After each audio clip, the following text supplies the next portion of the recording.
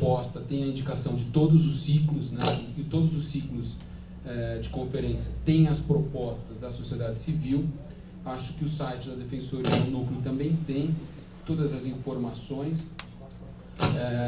Eu acho que para a gente trabalhar essa política pública, eu acho que outros dados somente seriam necessários para dificultar ainda mais uma proposta de deliberação. Acho que vai ser quase que impossível a gente levantar todos esses dados, até porque nós não temos, por falta de atuação dos colegas mesmo, né? Deixarem muitas vezes com o núcleo essa atribuição. E o site do núcleo é disponível também para a gente saber todas as demandas. Eu acho que é suficiente o termo, o texto da minuta de deliberação. Acho que ela é muito rica, ela é grande e ela possibilita aí a formação da convicção e a formação da opinião tranquilamente.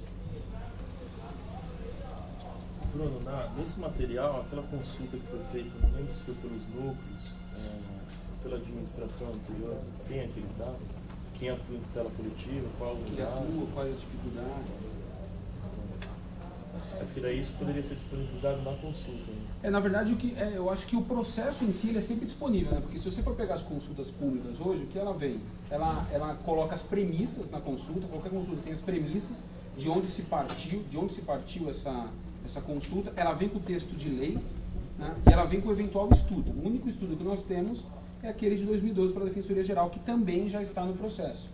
E o processo sempre é disponível na consulta. Né? Então esse processo ele é disponível na consulta, né? Tá a consulta com as diretrizes e está o texto normativo. Então ela fecha ali. Por quê? Porque tanto na consulta, quanto nas minutas de deliberação e nos estudos, você tem onde buscar qualquer informação. Né? Porque ele indica as diretrizes de onde buscar as informações. No nosso caso, o site do núcleo, as conferências. Então, assim, quem quiser tem condições de pegar tudo. Então, na verdade, você vai manter a sua proposta? Vou manter a minha proposta, eu só vou dilatar o prazo. E aí o prazo, eu acho que é uma coisa que a gente vai ter que criar um consenso aqui. Para mim, quanto maior o prazo, melhor. Não tem problema de colocar 3 semanas.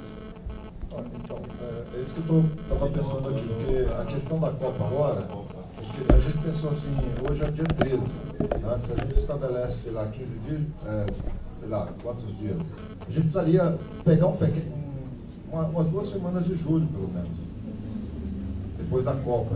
Assim, vou fazer uma proposta, fique bem à vontade, eu acho que no final de julho, na última semana de julho, a gente pelo menos ter uma semana depois da Copa, porque se a gente não conseguir antes, legal. Mas se a gente não conseguir, a gente teria pelo menos uma semana depois da Copa para sentar.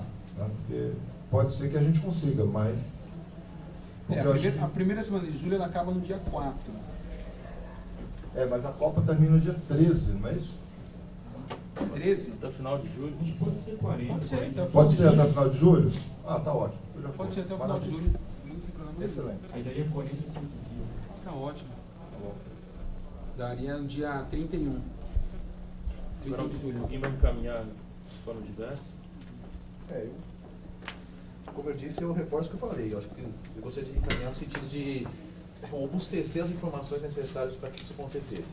É uma bandeira que eu sempre defendi e defendo, que é a participação democrática direta exige um assenhoramento muito grande das pessoas que participam. E por mais que fale, não, mas já está disponível e tal, não sei o quê, a pessoa pode ir no site, pode ir não sei o que lá, pra gente isso é fácil. Pra mim isso é fácil, pra você isso é fácil. Mas pra pessoa que vai participar, isso já é uma barreira. Isso já é uma barreira. Então quanto mais informação tiver, não prejudica o sujeito, não prejudica o debate. Me parece que a gente caminha no interesse de democracia direta, mas isso tem um custo altíssimo, que é assenhorar todos os participantes de todas as informações possíveis. A dilação de prazo, para mim, é um avanço. Eu quero um avanço. Mas eu gostaria de ter esse debate, pelo menos previamente, o maior número de informações possível. Porque na próxima, encerrada a consulta, o processo vai à votação. E aqui nós vamos chegar um dia, vamos votar, tal, não sei o que, tem os direitos de cada um pedir vista, não sei o que e tal, mas o prazo de providenciar esses documentos talvez leve essa proposta de deliberação para o dia de São Nunca. Só, o Luiz, Eu acho, então, se fosse o caso, de você indicar o que deveria ter na consulta, porque senão eu posso ficar indicando algumas coisas que você depois vai entender que é insuficiente. Não, acho que assim, Porque, assim, eu não tenho como julgar muito, né, Bruno? Porque eu não tive nem acesso aos autos. Mas acho que o que eu queria. Por isso eu te perguntei, o que é tal coisa? Como é que é a tua situação? Foram informações que vieram na minha mente, quando você foi falando, você não voto. Eu tirei da sua fala, né? Eu tirei informações da sua fala. Não dá para encaminhar a consulta com o processo digitalizado? Isso que ele falou. Dá. Isso que eu falei. Toda consulta tem que ter o processo, a minuta de deliberação e eventual estudo. É que assim, as Isso informações tem. que a gente tem são essas. São essas. Não é essa. Agora, se eu tiver que fazer uma consulta em toda unidade, para ver quantos processos tem em cada unidade, não dá. Não, nem foi isso que eu sugeri. Não, mas você queria saber qual era a demanda nas unidades. São os dados que a Defensoria Federal Já tem. Não, isso tá. O que já tem de dados, os dados tá. colhidos, não os dados acolhidos, aqueles dados que já estão na Seguramente, por exemplo, superior. esses dados- seguramente, eu não sei se pode ser colhido, mas a corregedoria seguramente desses dados, ou não? Deveria tê-lo. Com esse corte temático, Perguntas iniciais, contestação vai ser Ó, debatida. existe temático, uma consulta que foi feita em 2012 pela Defensoria Geral, falando sobre tutela coletiva. Quem atua, quem não atua, quais são as temáticas, quais as dificuldades. Isso está no processo. É o único estudo que nós temos. Que foi colhido dos coordenadores. Foi por os coordenadores na antiga gestão. É o que nós temos. É o que, inclusive, eu tenho. Né? Foi só. E é o suficiente para mim. Eu acho que não. Vai ter que amadurecer. Se você achar que tem algum outro dado, depois faz a Eu vou proposta deixar, de então. inclusão. Tá bom, vamos deixar, então. Inclusive, a gente pode propor aqui, então, a consulta pública até o dia 31 de julho. Inclusive, a gente pode deliberar depois que se faça uma audiência pública depois. Entendeu? A gente faz a primeira consulta, se achar necessário. Se achar necessário para... Boa ideia, boa ideia. Posso fazer? Então, eu vou encaminhar a proposta do Bruno para a abertura de consulta pública nos termos da minuta que ele já apresentou até o dia 31 de julho, uma quinta-feira. Rafael, só tem uma... No meu voto, eu peço para que a consulta ela fique disponível no site, num lugar visível até o final da consulta. Ela teria que ter um link dentro do site, né, que ficasse disponível para que todos acessassem. Ou quando acessasse o site, soubesse, tem uma consulta pública. Como no site de estado geralmente fica algo chamando, não só na notícia ali. Entendeu? Porque a notícia ela vai passando, aí ela sai da tela principal. O ideal seria, na tela principal, fica lá, consulta aberta. Cadê a CTI? Por mim não vejo problema. Fizemos outra vez. Fica a sugestão, se for possível, se for possível, adicionado a possibilidade técnica. Tem que a minha proposta do Bruno, nos termos aqui apresentados, até o dia 31 de julho, com indicação no site, só com essa ressalva de que se não for possível tecnicamente, mas acredito que seja. Então, quem acompanha dessa forma, mantém-se como está, aprovado por unanimidade.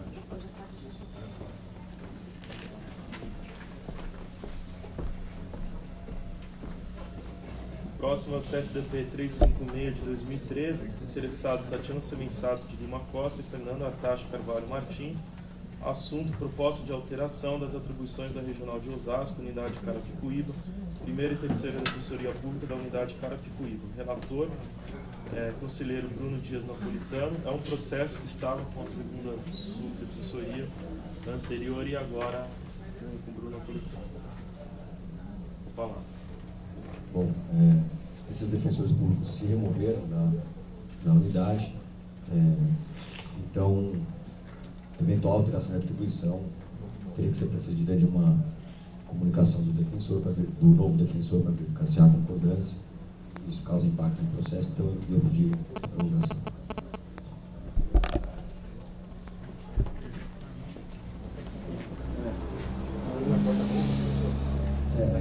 Eu entendo que é caso de prejudicar, porque eu posso também avaliar a pertinência e a conveniência de a gente alterar, né? É que, com ou sem concordância, muda-se o procedimento.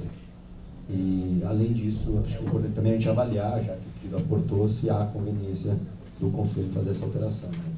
Já que há um interesse público aí. É que o cara vem de outro defensor hoje. Tem que ver se ele quer isso, né? Ele quer isso. Ele quer, e se nós acharemos necessário criar o contraditório e alterar as atribuições, discutir a alteração das atribuições. Então fica prorrogado. próximo é o concurso de promoção do nível 1 para o 2, também promulgado.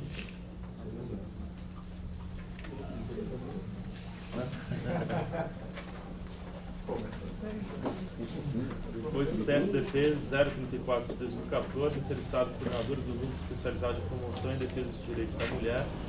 Assunto: relatório semestral do Núcleo Especializado, período de agosto de 2013 a janeiro de 2014. Relator, conselheiro Bruno Dias Napolitano.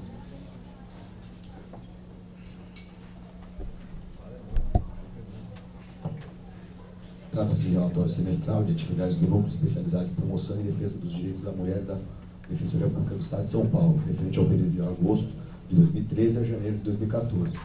O relatório e os outros documentos anexados a estes autos demonstram o grande movimento e empenho da coordenadora geral, da coordenadora auxiliar e dos demais integrantes do núcleo nas inúmeras ações exigidas para o bom andamento dos trabalhos que estão sendo realizados.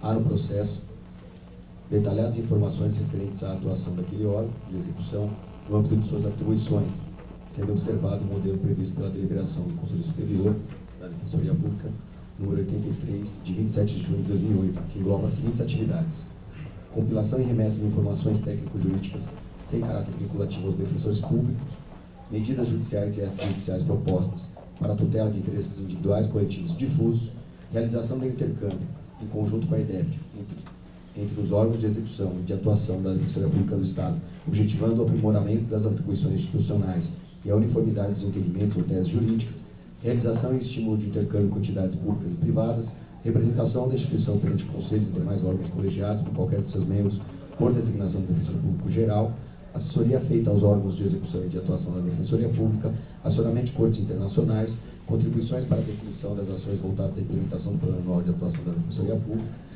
atividades de informação, conscientização e motivação da população carente, inclusive por intermédio dos diferentes meios de comunicação a respeito de seus direitos e garantias fundamentais, articulação com núcleos especializados afins da Defensoria Pública de outros Estados e da União, estabelecidas para a definição de estratégias comuns em assuntos de âmbito nacional para intercâmbio de experiências, contribuição no planejamento, elaboração e proposição de políticas públicas visando a erradicar a pobreza e a marginalização e a reduzir as desigualdades sociais no âmbito de sua área de especialidade, a apresentação e acompanhamento de propostas de elaboração, a revisão e atualização legislativa afetas à sua área de especialidade e, por fim, todas as demais ações desenvolvidas no núcleo, bem como os expedientes em andamento. Em todos os tópicos acima delineados, houve a descrição minuciosa das atividades desenvolvidas. Pelo exposto, ante preenchimento dos requisitos formais, voto pela aprovação do relatório. Pedro, com a palavra. Então, também naquela linha que eu já falei antes, aqui, eu queria também trazer reflexão outra questão, né? Eu estou até aqui com no portal da Defensoria, aqui com a página do núcleo, mas não constei todas aqui, só 2 aqui agora, mas acho que são iguais, né? Isso eu já questionava também em 1818. Na realidade, o relatório tem aí, esse eu não sei, mas eu peguei um do núcleo de habitação uma vez que tinha quase 600 páginas, na época do Carlos Loureiro. Bem, e vem um relato imenso, fantástico, de tudo que é feito. O relator tem um trabalho, explica o que está vendo, o colegiado aprova e vai para onde? Para o arquivo. Por que vai acontecer? Nada, ninguém sabe de nada. O próprio conselho aprova, é claro, porque o relator está aí para isso, é aprovado, está bem, está aí. Aliás, os trabalhos são fantásticos, não tem o que questionar. Esse tem o caso da habitação, que era algo fantástico, porque eu fiquei 2 meses só para conseguir passar uma vista de olhos em tudo. Então, o que eu acho que podia acontecer? Por exemplo, este núcleo é muito organizado, é muito bonito até aqui a página deles aqui, tem até um boletim informativo.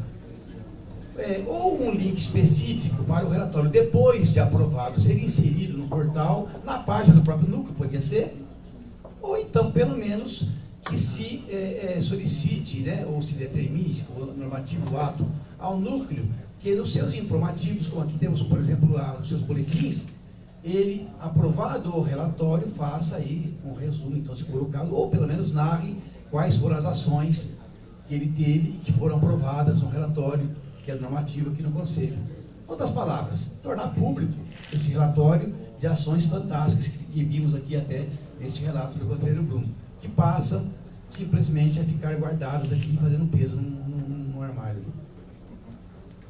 Só um reforço da sua proposta, estava conversando com a Cris. parece que já tem uma recomendação da conselheira Graciane, né, num desses processos, para que esses relatórios sejam publicados.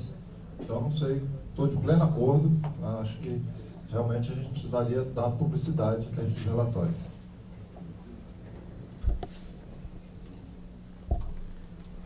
Então, se permite, para tornar a coisa mais assim objetiva, seria, no meu voto pelo menos, né, uma concordância com a aprovação proposta aqui pelo relator, mas com uma recomendação de que, pelo menos, o texto do relatório, né, porque tem documentação deve ser imensa, né, mas pelo menos o texto do relatório que descreve as atividades seja, de certa forma, publicizado, sugestão mediante o link do próprio núcleo. Só uma pergunta que eu tenho também, na deliberação, será que não fala alguma coisa ou não? Na deliberação sobre o encaminhamento dos relatórios para os núcleos? Não consta essa obrigatoriedade. Eu acho que não há dificuldade de fazer esse tipo de situação. Eu acho que é só uma situação que deve ser levada em consideração pela CTI, tá? E eu até com a assessoria de comunicação. Por quê? Porque nos espaços dos núcleos, quando a gente faz o canal lá do site, a gente cria os espaços. E eu, em contato recente com o pessoal da CTI, há uma dificuldade enorme agora de armazenamento de coisas novas no site. Tá? Então a gente está com uma plataforma totalmente já defasada, uma dificuldade muito grande, exatamente. Então, assim, é uma dificuldade técnica que, de repente, a gente tem que tomar um cuidado aí. Público, né? Eu só posso um exemplo. No núcleo do consumidor, a gente abriu um tópico relatórios. Então a gente coloca todos os relatórios aprovados, a gente vem colocando do lado ali. Então assim, mas é só essa dificuldade para a gente ver com a CTI essa questão da possibilidade, porque vamos lembrar, são 9 núcleos aí que vão começar a fazer esse armazenamento, né? Então para ver como é que está a situação de dificuldade técnica. Agora, esse relatório que vocês colocam é um relatório feito pelo coordenador? E eu faço um relatório dos votos também. Com os principais votos, eu coloco na área de acesso restrito do núcleo. Então, eu coloquei um tópico relatórios, coloquei todos os principais relatórios que eu achava interessante constar lá, dos PAs. Porque daí a gente teria que ver se for no portal do núcleo, se colocaria as informações prestadas pelo coordenador ou o voto do conselheiro, né? Também. Porque eu não sei se seria mais... uma sugestão, né? Até por experiência de 4 anos aqui. O conselheiro, se tiver que relatar todo o trabalho, eu fiz uma vez. Fiquei um mês redigindo o voto. Então o conselheiro, ele relata, ele resume. Então eu penso que o ideal, aí eu abri o teu tem relatórios, mas na verdade são PAs, não é o próprio. São relatórios, enfim. Mas eu digo, de uma forma ou de outra, que o núcleo se torne público depois de aprovado, não é isso? As atividades dele. Então, a ideia, me parece mais básica, é a de encaminhamento no meio eletrônico, porque é assim que já é feito, né? Como é que a gente fala? Da petição de encaminhamento do relatório em si, feito pelo núcleo, não do voto do. Porque o voto se você obrigaria, então, o conselheiro a ter que fazer um voto longo, muito longo, né? E colocar é coisa mais simples do mundo. Colocar no site é super simples mesmo. E tem essa questão também que deve depois a gente começar a pensar. É o modelo do relatório. O relatório ele é congelado, ele tem os seus preenchimentos obrigatórios lá para ser colocados, né? E já vinha sendo discutido com a primeira subdefensoria uma revisão desse relatório. Então, de repente, uma questão também para ser retomada aí pela nova primeira subdefensoria com os coordenadores, para que readeque esses relatórios, porque havia uma crítica muito grande à forma de congelada ali de utilização, porque às vezes muita coisa você não conseguia colocar no relatório porque ele era, né, muito restrito ali. Mas a gente caminha isso como uma recomendação do Conselho? A sugestão é que se torne públicas de uma forma ou de outra, né? Que se torne públicas pelo próprio núcleo, né? Aí, com o auxílio da CTI, não é? As informações constantes do relatório aprovado. Não ia entrar em detalhe, né? Da forma, mas que se torne público. De uma forma ou de outra, o núcleo se encarregaria disso, né? Então, mas isso a gente faz para esse núcleo que a gente está aprovando o relatório? A recomendação é genérica, né? Podemos começar de um em um, né? Posso usar uma proposta? Como tem a reunião ordinária com os coordenadores de núcleos com a administração, podia levar essa pauta já para a reunião? E na reunião já passar para os coordenadores passam a inserir sem necessidade de comunicação. Claro, não deveria nem constar nada. Eu coloco essa informação até para o Rafael Português para na próxima reunião com os núcleos. Seguir como uma recomendação, né? E agora, uma coisa que seria interessante, até, eu acho que isso foi discutido até na composição anterior, e quando esses relatórios chegarem para o conselheiro relator, talvez a gente encartar os últimos relatórios, pelo menos da mesma gestão. Já tem feito? Tá. Porque daí é o mesmo relator, você está analisando no terceiro semestre. Aí você já vê, porque às vezes tem diligência, tem pendência do relatório anterior e você não fica sabendo. Então, caminhando pela aprovação, quem que deu? Você, nos termos do voto do Napolitano, pela aprovação do relatório, mantenha-se como está, todos os conselheiros, aprovado por unanimidade.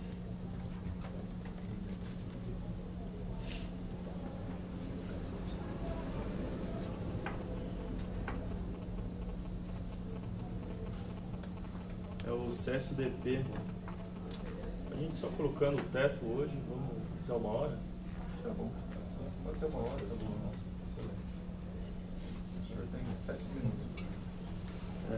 Será que não é melhor passar aqui? Isso aqui está com bloco? Sim, qual? CSTP 114, 2014. Vamos entrar nesse? Essa proposta. Isso aí vai ter discussão. Eu podia fazer uma sugestão de a gente voltar alguns estágios probatórios, que tem alguns antigos, e a gente quer bem rapidinho. A gente dá uma enxugada na pauta. Até porque a sessão veio por causa dos estágios, né? Exato.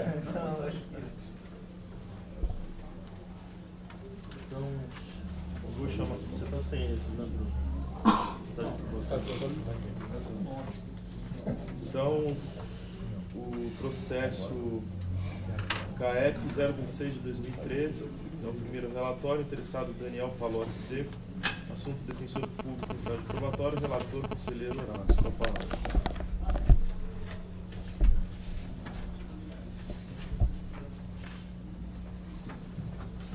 Senhor presidente, senhores conselheiros, trata-se do primeiro relatório de estágio probatório do interessado, onde constou a avaliação da coordenadoria regional, um conceito bom em todos os seus quesitos, a avaliação da CAEP, que fez a avaliação minuciosa das peças, a corregedoria se manifestou concluindo que o interessado encontra-se apto para o cargo, com algumas recomendações. O presente processo versa com a apresentação desse primeiro relatório, para fim de confirmação da carreira, nos termos da lei. Veio aos autos a manifestação dos coordenadores da CAEP.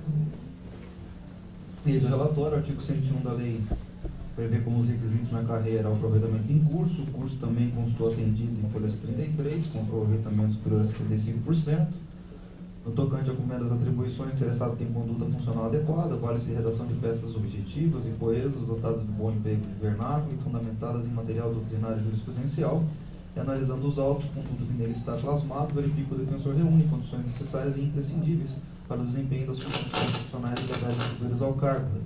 Em suma, o segundo requisito se vê perfeitamente atendido, consoante os relatos acima expostos, razão pela qual voto pela continuidade do estágio probatório. Só o membro da CAEP que manifestou não é nenhum conselheiro. Não. De todos que eu peguei, nenhum era conselheiro. Tá. Então, encaminho para a votação, nos termos do voto do relator, mantenha-se como está, aprovado por unanimidade. O próximo é o 053 de 2013, interessado Isadora Brandão Araújo da Silva, com a palavra o relator conselheiro Horácio. Vou fazer uma sugestão para a secretaria para colocar na ordem aqui para mim. Não, brincadeira, só para brincar. Tá enrolando, você está enrolando. Qual a ordem? Senhor presidente, você tem uma recomendação? Tem algum desses que há apontamento? Sim, aprova tudo. Exatamente. Em algum desses relatórios há apontamento para ser feito? Todos, aprovação total. Ele quer falar aqui. Sujeira para encaminhamento? Faz um resumo. Não, se quiser. Tem algum tanto que é diferente daquilo que fiz. já fez do primeiro? Tem algum apontamento, algo que diverge? Nós já fizemos em outras sessões assim, ó, processo de tal a tal, aprovado. né? Não tem apontamentos. Ele faz sentido que eu eu não fiz nenhum apontamento diferenciado. Só vou chamar então os processos. Sim, O processo é o 053 de 2013, o primeiro relatório, interessados Isadora Brandão Araújo da Silva. O 103 de 2013, também primeiro relatório, Urbano Finger Neto. O outro é o 071 de 2013, Marcelo Dairel Vivas, primeiro relatório também. O outro é o 025 de 2013, primeiro relatório, defensor Daniel Idóia Donadi. O outro é o 005 de 2013, também primeiro relatório, interessada Aline Deu Bem. O outro, 089 de 2013, primeiro relatório, interessado Rafael Cardoso Freitas.